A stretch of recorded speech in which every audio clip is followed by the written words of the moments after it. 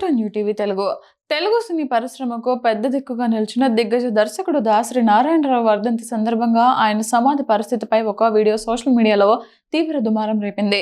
సంరక్షణ కరువై పిచ్చి మొక్కలు చెత్తతో నిండిన సమాధి దృశ్యాలు చూసి అభిమానులు ఆగ్రహం వ్యక్తం చేశారు. ఈ ఘటనపై తక్షణమే స్పందించిన హీరో మంచు మనోజ్ ప్రముఖ నిర్మాణ సంస్థ గీత ఆర్ట్స్ రంగంలోకి దిగి ఆ ప్రాంతాన్ని శుభ్రం చేయించారు.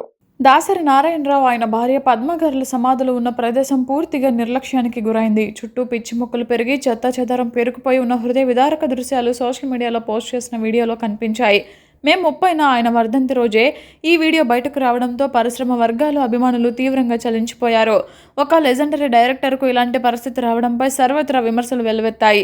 ఈ వీడియో చూసి చలించిపోయిన హీరో మంచు మనోజ్ వెంటనే దాసరి సమాధి వద్దకు చేరుకున్నారు.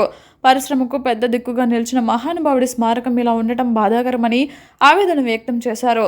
కేవలం మాటలతో సరిపెట్టకుండా తన వెంట తెచ్చుకున్న సిబ్బందితో కలిసి స్వయంగా ఆ ప్రాంతాన్ని శుభ్రం చేసే పనులను పర్యవేక్షించారు. అనంతరం దాసరి పద్మగారుల సమాధులకు నమస్కరించి నివాళులర్పించారు.